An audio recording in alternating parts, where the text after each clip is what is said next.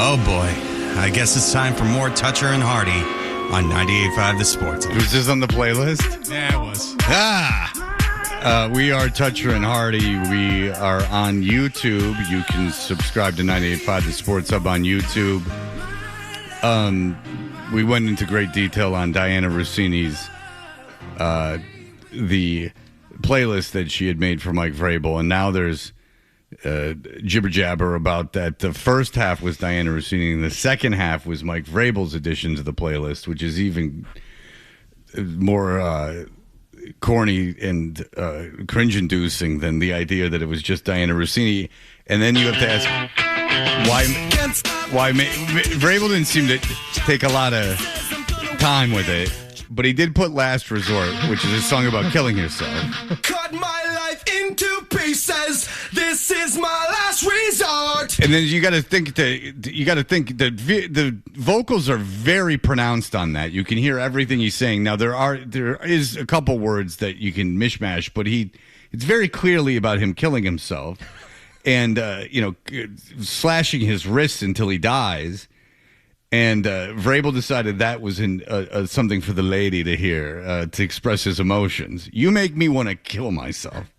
Chances are dynamite. Oh, no, it's not dynamite. We figured that out yesterday. No, I'm blowing up my wrists. Chances are that I might. That I might, yeah. Yeah, I thought it was chances are dynamite mutilation out of sight. I thought that forever, too.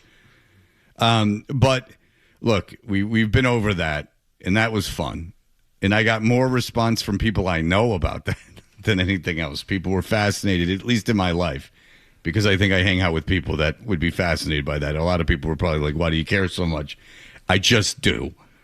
But Vrabel, missed day 3 of the draft that Saturday. He was spotted in Salt Lake City, and he was spotted at the airport alone buying some female athletic gear, sweats, not dissimilar to what I'm wearing right now on YouTube, which I am wearing the very sweatshirt I bought at the resort before I left. That cost me $260. You can see it right in front of you right now. Can I ask you something, Fred?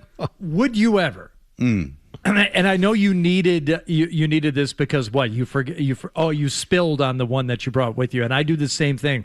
When you're leaving, cold Boston, I'm going to wear like one hoodie if I'm going someplace warm, and I'm going to wear that, back on the plane. Mm-hmm. I usually wear something relatively nice on the plane, and I think that goes back from my drinking days of just wanting to seem as innocuous as possible. Okay. Yeah. I'm not one of these people who wears my pajamas on the airplane. No, I dress a little bit nicer. But if I were forced into a spot where I had to go buy a hoodie, and I went into one of these shops at or near the hotel, and I brought that hoodie up to the counter, and they told me it was $270, I would say, oh, no way.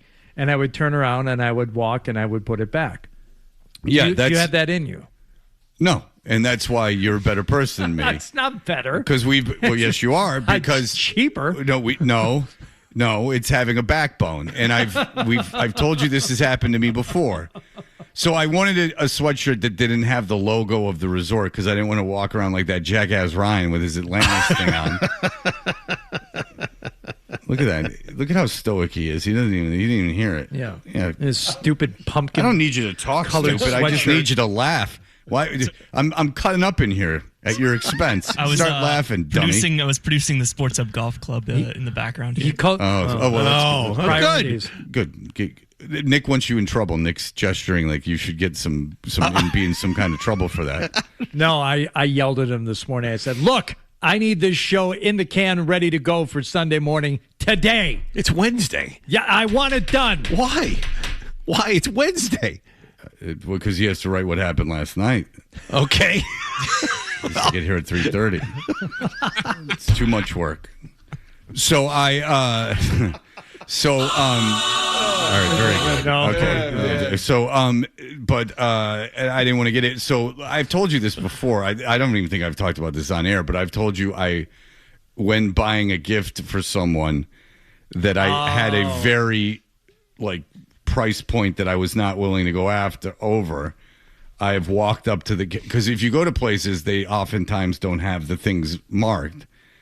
and I've gone up to buy something, and then, after declining things that I knew would be over the price point. So I am willing, while like looking at stuff, to say that's too much.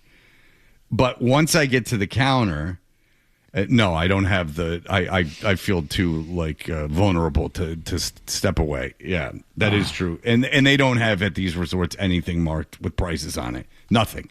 Not soda, not suntan lotion, nothing. Nothing is marked. Is it an experience like you're rich enough to be here, you should be rich enough to afford whatever this is? No, I think we have you captive, and you're more likely to buy it if there's not a price tag on it. Right. Because if there was a price tag on this, I obviously wouldn't have bought it. But I don't think I must not be the only person on the planet that doesn't. And first, believe me, it's the Bahamas. So like buying this wasn't the easiest thing in the world either. Like they couldn't figure out how to run the register. Like, I mean. It believe me, it took like 20 minutes for them to ring this up. So, and I'm not exaggerating. No one's ever bought one of these before. Why are you buying? No, you know how much this is? You know how much? You know how I knew this was going to be expensive? Is the guy that they couldn't ring up before me? They had to go to another cash register, and his bill was $1,200. And this isn't like a nice store. And I went, and me and Zoe were like, "Whoa, $1,200!" And they had to write down what he had bought because it took them forever to ring it up. Great. And it was just a bathing suit, top and bottom, for a woman. And it was $1,200. And I was like, God. oh, and I'm like, oh no. But we had been standing there, and they had taken the sweatshirt and t-shirt away from me, and like we're holding it to go run around and, go to 17 cash registers to ring it up. And I was way over my head at that point, no question. But so people were speculating. I think Reese knew, because Reese was like, he had to do something and he had to be out of town. Like, I think Reese knew what he was up to, but someone did call Zoe and Beetle, and this seems as plausible as anything. It's not a joke. It does seem as plausible as anything. Mike is in Weymouth. Hey, Mike.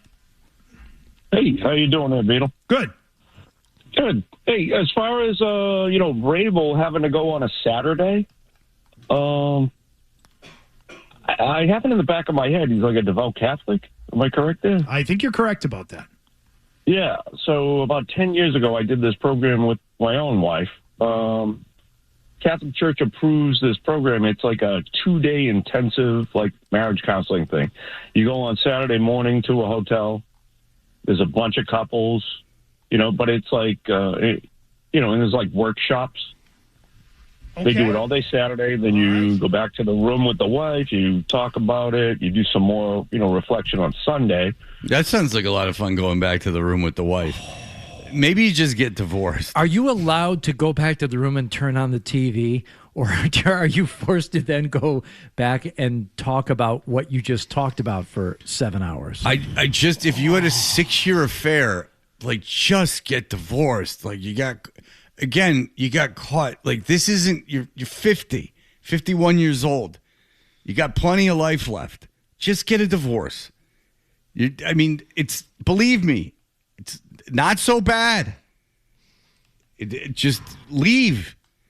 I know you probably don't want to, but you love your wife. But look, I understand.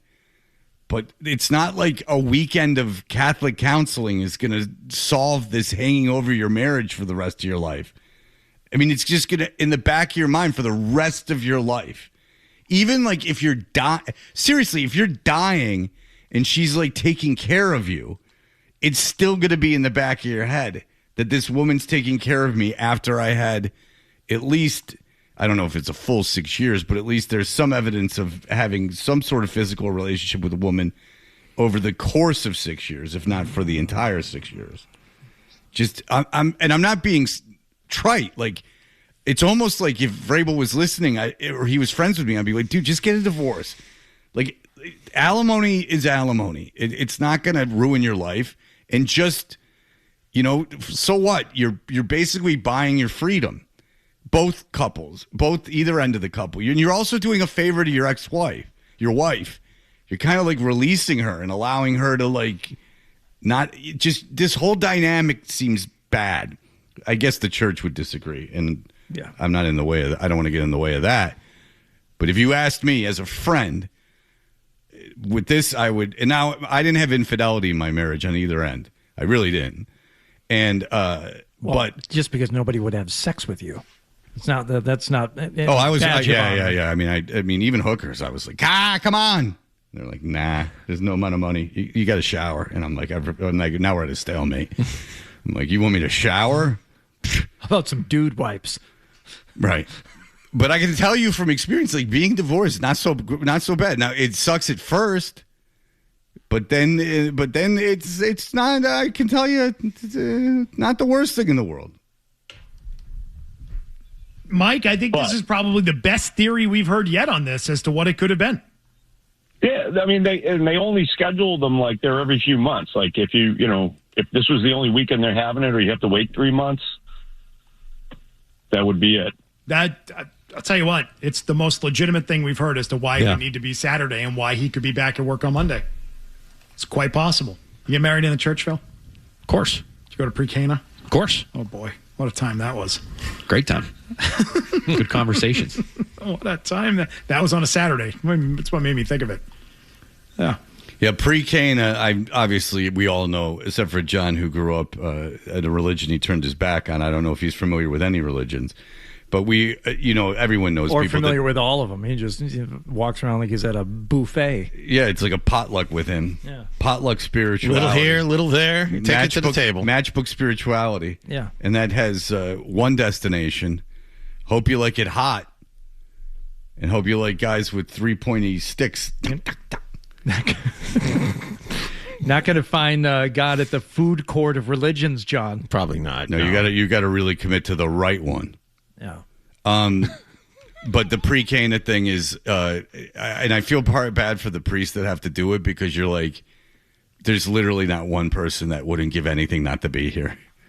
But but in order to get married in the church, they make you do it. I mean, out of the 20 people I know that have done it, that I have talked to about it, I probably know 100 people, 200 people that have done it. I'm guessing none of them wanted to be there or found any value in it. It's just, you got to do it. Yeah. That was we were St. Paul's in the city. That was a long day. It was a long day of counseling. I would call it counseling. I think that qualifies. No, it was pre-marriage counseling is what that was. Yeah, they teach you how not to get someone pregnant with no rubbers. Dan, go ahead. Great, I take all your advice. I drink and I'm married. Are you saying for longevity I should do heroin and get divorced? Now, Rick Radzik one time heard my heroin take about how it preserves the body in relativity to other drugs, that if you quit it, and if we're talking about people who have gotten sober and survived, and I just made the Go-Go's reference earlier in the show that the guitar player Charlotte from the Go-Go's had the worst drug problem. It was heroin. And when you look now, you're like, holy cow, she wasn't one of the most attractive women in the band at the time, but she's like, looks great. You know, they all look good, but she looks like younger than everyone else, because I am to understand it's not metabolized by the liver, so it doesn't like kill you with the aging process as much. Just tell him Rick what went, oh boy, you're encouraging heroin. And I said, I'm assuredly not. I'm just making the statement. No, if you don't die at 27, which is unlikely, and you can survive the hell of the withdrawal and everything, comparatively to other drugs, it doesn't seem to age you as much. It's just simply an observation. Certainly not an encouragement. No, I would steer clear of opiates. You know, people seem to be dying of fentanyl a little bit, a lot. I'd stay away from street drugs right now, to be honest with you. You don't know what you're getting. That's a little PSA for you. Lasts a long time. There were some things said in that day that raised a couple of eyebrows. Oh, yeah? I'm not going to lie. I wonder if they've upgraded. By the Bertrands? By a lot of people in the room. I'm just wondering if they've updated some of the course content since then. Yeah, if you're questioning anything the priest is saying, and I'm in that with you, I'm like, it's like being at a work meeting. Shush. Yeah, exactly. No questions. Let's not make this last any longer than it has to. Yeah, I get it. Like you have some logical difficulty with this. Save it for the room after. Save the comments for after. Save it for the car ride home afterward. Yeah. Don't challenge the Bible or the teachings to make this thing go longer. Right. Get on the internet and find some atheist guy to, talk to you. Wow, you're thinking that the religion has some things that don't make logical sense? That's why it's called faith, baby. Don't question it. Since then, because I believe we live in a world now that's far less accepting of some of the views that were thrown out in that day, that people now would be like, nope, I'm gonna leave. Yeah. Or you just sit and take it and then get married in the church and everyone's happy. Right. Yeah, just sit through it. It's a weekend. Well, you're also talking about Bertrand, the one who argues for sport. Right. If I was in it, I would be like, dude, I just want to get married in the church, and we have to do this. There's just some things you have to sit through. And if you don't like what they're saying or don't agree with it, then you just go, okay, then don't do it. Like if they're giving you a method of birth control and you decide that you want to use birth control, take your shot. If you think you think they're so wrong, I guess we'll find out when it's all said and done. If you end up in them clouds or you end up under the earth. You worry about this, John? Never. Do you believe in internal damnation? Yeah, actually, I do. You do? You believe in hell? I do. Interesting. I actually do believe in heaven and hell. Interesting. Yeah. Hard to believe that I believe in that, but I do. Hard to believe that you believe in anything. Do you believe there's a punishing God? No, I prefer to think of God as benevolent.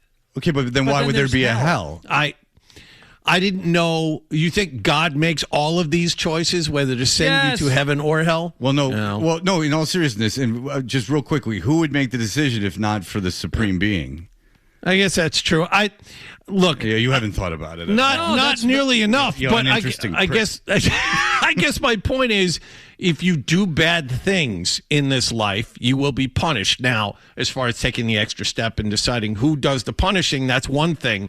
But yes, I do believe there is a heaven and there is a hell. How about, thought about it for 8 seconds. Try this on for size. What if the hell is inside of us, and if you do bad things, regardless of the physical or practical outcome of them, you will be tortured in an internal hell, like an internal, not eternal, internal hell for your life. I subscribe to the Ricky Roma philosophy. There is a hell on this earth, but I won't live in it. Glad I met you. Think about that. That's really deep. Thank you. Al Cole only knows about heaven. Banging fat chicks. That's right, Al. All right. We'll be back in just a moment. The NFL has got some stuff going on, including the Patriots. Hope you like it hot, and hope you like guys with...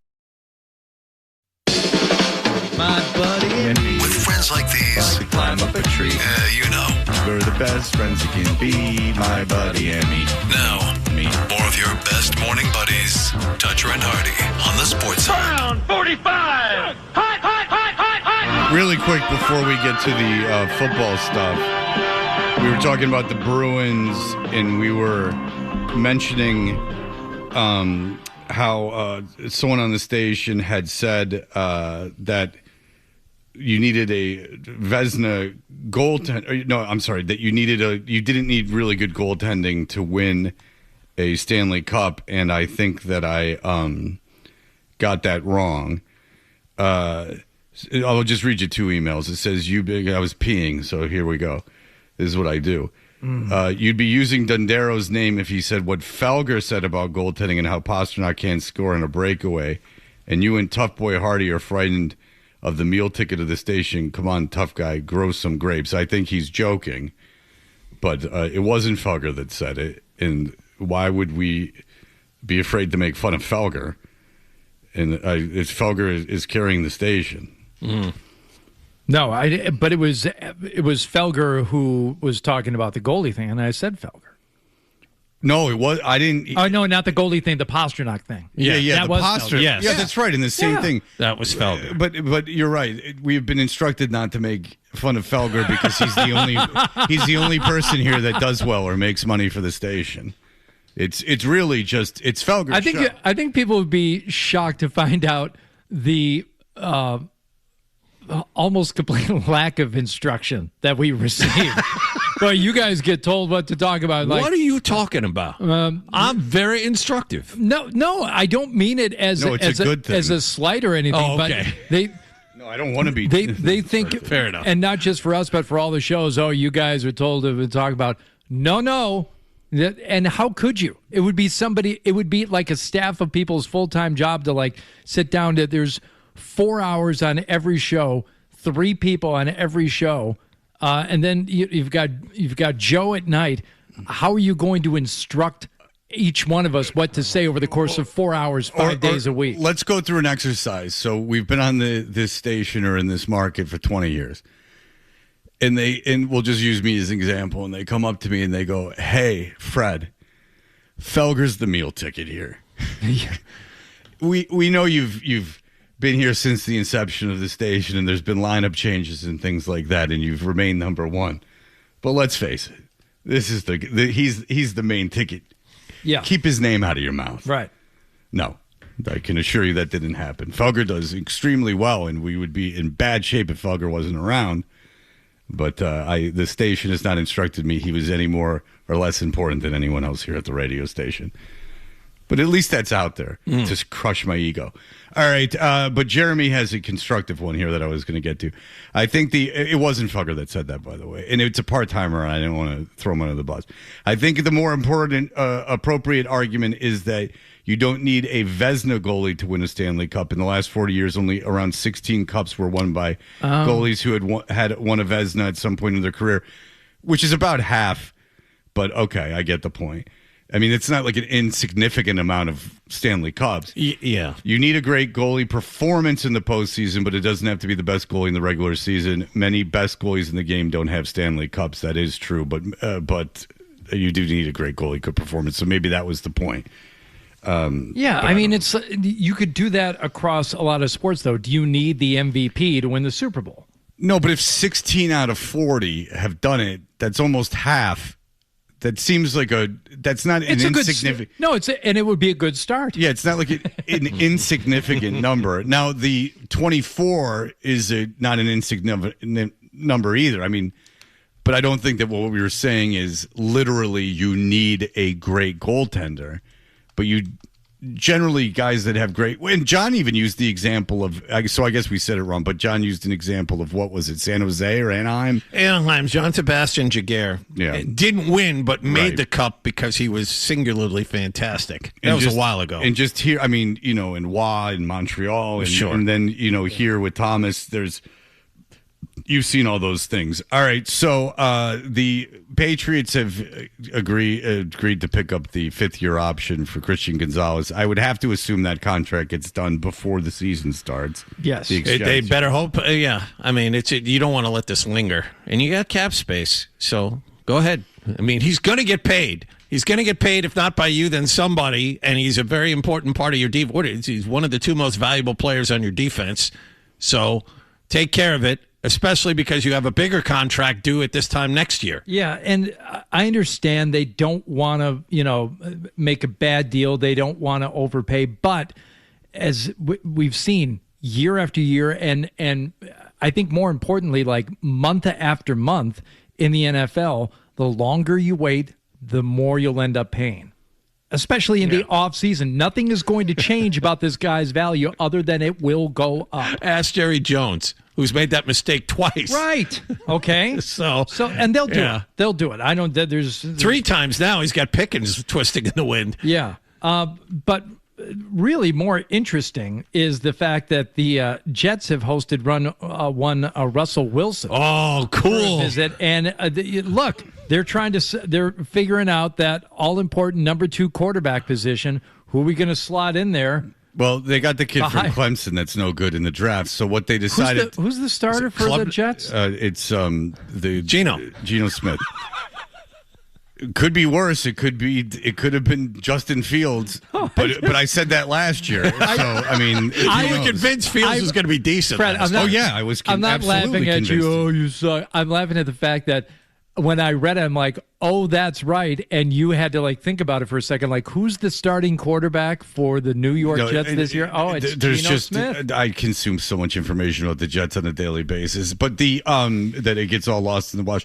But they have signed Minkah Fitzpatrick and Demario Davis to raise the floor and create a culture. So you get a good locker room guy like Russell Wilson in there. Yeah. That seems to be right on brand. And you know he's a hot commodity when they brought him in and didn't offer him anything. It shows you when you're a guy. We don't even want you. Nobody wants you, and we don't even want you as a backup. Yeah, when you've won a Super Bowl and made $100+ million in your career, and they bring you in. If they brought him in and talked to him and would let him leave, and they bring him back, look, get anybody. You brought it up, not me. But so don't accuse me of audience of talking about the Jets. But if you. Russell Wilson, if you signed DeMario Davis and Minkah Fitzpatrick to like create a culture of winning and like, get guys on the same page and get a healthy locker room, which I don't think is dumb at this point when you're this bad an organization. You can't be tanking year after year after year. But, Geno Smith, whatever, he was the guy that you got and he was willing to come back. And I guess he's a decent guy. He's 35 and awful. But I guess he's like a decent guy, even though he got hit in the face the last time he was on the Jets. Can and Polly. I remember that guy. Well, better than me. I don't remember that guy. I remember that guy. They were both losers. Yeah. But maybe Russell is trying to change around his image a little bit because on Sunday he got on the field with the Savannah Bananas. Oh, nice. And he went out there. But there's rumors that he's secretly gay. So that can't be true. It's just campy. There's a difference, Fred. Again, if you've not seen the Savannah Bananas, this is it's like a campy like a campy show, like something like John Waters would put on, if he was being whimsical. It seems like if Vegas did like a PG version of one of their burlesque shows, and they've got some raunchier ones and some racier ones, but here's one you could take the kids to. That's the Savannah Bananas. I tried having this conversation with my wife and some friends, and we did. They were talking about the Savannah Bananas, and I just was reiterating what we talked about here on the air, and I said, yeah, it's very like at times almost homoerotic, and it's very campy and very gay. They're like, what are you talking about? And I said, what are you talking about? Have you watched more than like the 5 seconds of it that they show on the Today Show? Well, it's really out there. I can describe it to the audience, and you can make your own decisions. So you know how like Daisy Duke would take her shirt and put the bottom through the top, and so it just hugged her breast. Sure. So they'll do that, and at a point in the performance, like 6 of them with their shirts like that get around a bat, which they are all holding, and they sing like Gloria Gaynor or something into it. Yeah. Like it's deliberately campy. Like that is like camp. Now it's not high camp, it's low camp, but it is. There's a lot of like disco-y things, a lot of like old school bachelorette party songs. It's like brunch at the Birdcage. It's not the Saturday night show. It sounds more like that dueling piano bar that everyone goes to. All bachorette parties. But the thing is that they're guys that are in shape, exposing their midriffs, like cut off sleeves, like there's like an air of playful sexiness to it or sexualness to it. And they're singing into a baseball bat like in a romantic comedy where the women are cooking in the kitchen and singing into a spatula. Like, it's not some out there take. It's deliberately made that way. And it's a performance almost, it seems like, for a group of like kind of non-impressive women or like very safe gay guys. Like, that's what it just seems like. It's like a family... It's like a Branson, Missouri bachelorette party. That's the best way I could put it. You should see his at bat. This is Russell Wilson was drafted. Russell Wilson could have played professional baseball. Look at that. No, he was a real prospect. I know, but he hasn't played. I'm assuming he hasn't played any meaningful baseball in many years. It's got to be at least 15 years, right? Yeah, but whatever. He could have played Major League Baseball. Remember? Like, that was the whole thing, and he was like a 4th-round pick or whatever. I don't remember that, and I still choose to be impressed by the cut he took at that pitch. He made contact. Now, why do they have 2 first bases? Well, one is so you can run through it. Yeah. All right. It's like softball. All right. They've taken the rules of softball so the women in the stands can relate more to it. They've taken that safety base And I'm not making that up. 4th round, Colorado Rockies, 2010. Yeah, I told you. He could have been a first-round pick, too. He might have been a first-round pick had he made the commitment to play baseball. And the idea that he was a 4th-round pick while knowing that he was going to play most likely professional football lets you know. It's like Kyler Murray. Kyler Murray would have been a first-round. He was a first-round pick. Oh, he was a first-round pick. Yeah, that was the thing. Baseball. If he hadn't been taken first overall by the one head coach that believed in him, he probably would have gone and played baseball. Very quickly here, I don't want to run into John's headline times, but who do the Savannah Bananas play? Do they play the same team every time? Is it like a? It's like a blue and yellow team. Globetrotters situation. No, I guess. No, but not one team isn't the designated loser. The Savannah Bananas are like. When I was there, it just seemed like there were 2 Savannah Bananas teams. One was wearing blue and one was wearing yellow. Gotcha. All right. And then, but at the end of the day, they all got along. Oh, thank They God. gave each other a little pat. They were willing to sing together despite their differences. Nice. Now, they do cool stuff like flip and catch a fly ball. Like there is athleticism it's to a it. show, I'm sure. Well, it's not. But my son, I told you at the end of it, my son was like, I don't think this is for us. And I said, it's not. It's not for us. Yeah. All right. We'll be back in just a moment. Here are the headlines. Hey, listen, if you've got to go, we understand, but make sure you bring the Sports Hub app with you so you can hear more of Toucher and Hardy. That's what I want on my tombstone. On the Sports Hub.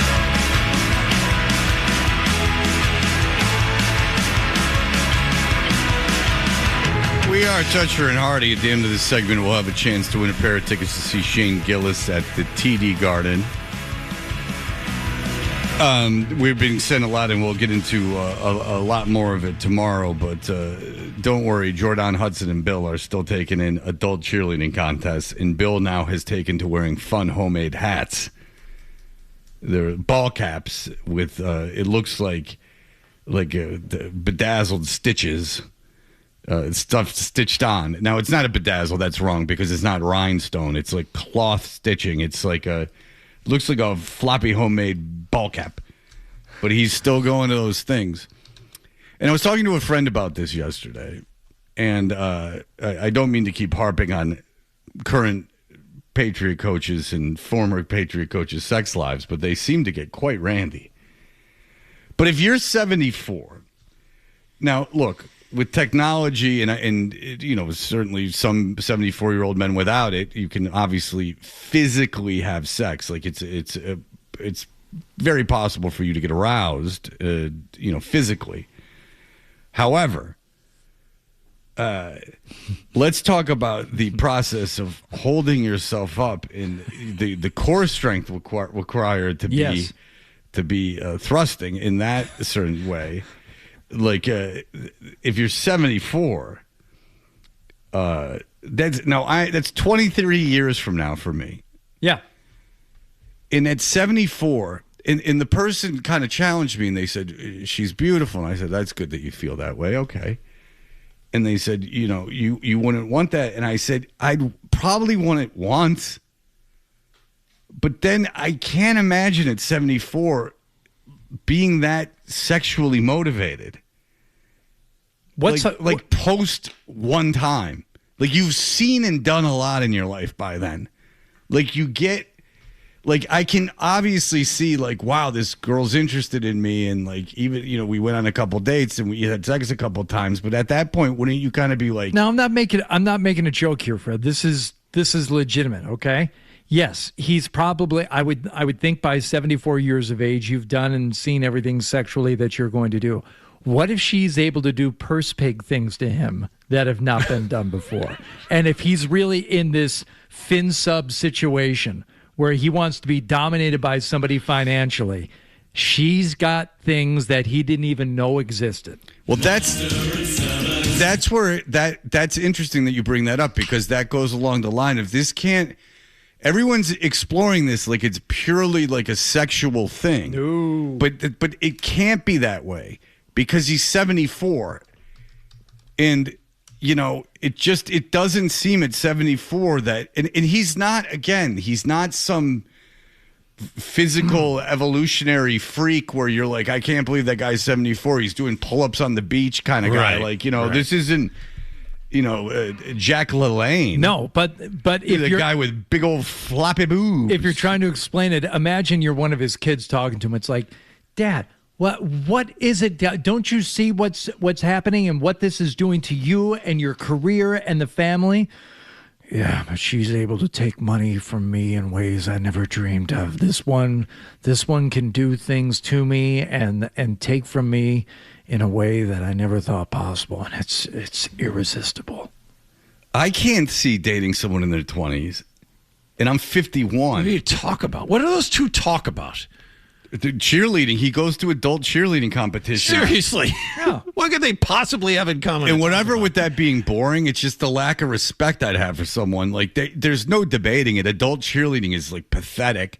Like it's really, really sad. Like it's not something that people you can do whatever you want, but it's not something that should be celebrated or encouraged. I mean, if my daughter was doing it, I'd support her, but secretly I'd be like, you're 24, you're still traveling around doing these cheerleading competitions. She's like, what do you think about this song for our routine? And all of a sudden, this is all blasting throughout the house. I mean, and this isn't a steel mill town in Pennsylvania in 1982. I don't even think the dynamics of high school are such that like it's the jocks and the cheerleaders are running things anymore. I think society has changed a little bit. You know what I'm saying? I don't think the homecoming queen and king are the captain of the football team and that cheerleader anymore. I'm not positive my daughter's school has a cheerleading team. No, I don't even know if they do that anymore. I swear to God, I don't even know if they do it anymore. And my son plays sports. There's no cheerleaders at his games. Like dance team, I guess. Yeah. But then you're dancing. But if you're dancing at 24 for no reason, I don't really understand what the point of that is either. Well, this is a professional endeavor now. Code Black is the name of her cheerleading team. And as we know, they are now. That's what they say at Augusta. When someone approaches the gates. We got a Code Black. Oh, 12 really like that one. I can hear him laughing through the glass. He doesn't like injustice. Yep. Go ahead.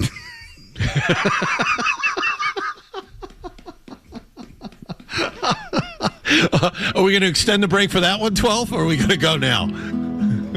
So she's getting paid for this? I don't know. No, there's no way. They're paying for this. It's got to cost money to do the competition. I don't know at this level. This was at the International Co-Ed Non-Tumbling Cheerleading World very important. The non-tumbling division. Very important. So everyone with osteoporosis. So Bill could participate in. We did see on the beach. It's funny you mentioned that. On the beach last week, there were a group of obviously cheerleaders that were there on some kind of spring break or something, and they were doing the big pyramid thing on the beach. Are you sure they weren't making a new hard bodies? No. Okay. And I was really looking to the point where I believe it was even suggested to me, wow, you're really interested in that. I said, well, look at the physical prowess of these young, I think they were all women.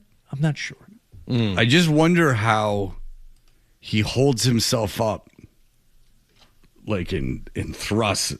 Like, you know how, like, I know it's not absolutely necessary, but if he's laying on top of her with his weight, I mean, do I need to understand the different positions to you? Well, no, but there are 17 accepted positions, Fred. Well, I know he's studies the Karma Sutra. I'll write them down for you. Please do. But if they were having like a missionary, if he's laying on top of her, that could be uncomfortable for her, especially when he's not moving after about 30 seconds. And then if he's holding himself up, that's what I'm saying is like the core strength required, right? In like it's like you got to be able to do push-ups. One, I'll just do stick figures. I'm doing stick figures for Fred. Whoa, look at that. She's not even facing him. I take it that's the woman you have infront genitalia. Well, he just did it real quick. But then he's got to stand up. The way you have that position, he would have to be on his feet for a long time, and that could stiffen your back up. You could have like a properly heighted bar stool. Yeah, there's got to be some kind of swing or something. Let's take it easy. Because, again, I saw the Gene Simmons porno flick, Jesus, I just said that, porno movie, which did not take off like the Tommy Lee and Pamela one for some reason. Yeah. And it's Gene at probably about, like, I don't know, late 50s. with a young lady, and you won't get 5 minutes into it or 3 minutes into it because Gene just lays there and like unzips his pants and then he does nothing. Right. And I would imagine, Gene's not in great shape. He's seen it all. It's kind of like a mechanical process at this point. All right, anyway, these are the things I think about. Caller number 10 to the contest line, 617-931-0985. We'll score tickets. I still don't get it. Where's this thingy in Hirshishi? I don't know how it gets there. A pair of tickets to see the comedian Shane Gillis at the Garden on May 7th. Shane Gillis brings his stand-up comedy tour to the Garden for 3 nights. May 7th through the 9th. Limited tickets are still available at Ticketmaster.com. We'll be back with our friend Chris Forsberg. He can maybe describe how to do sex, make right.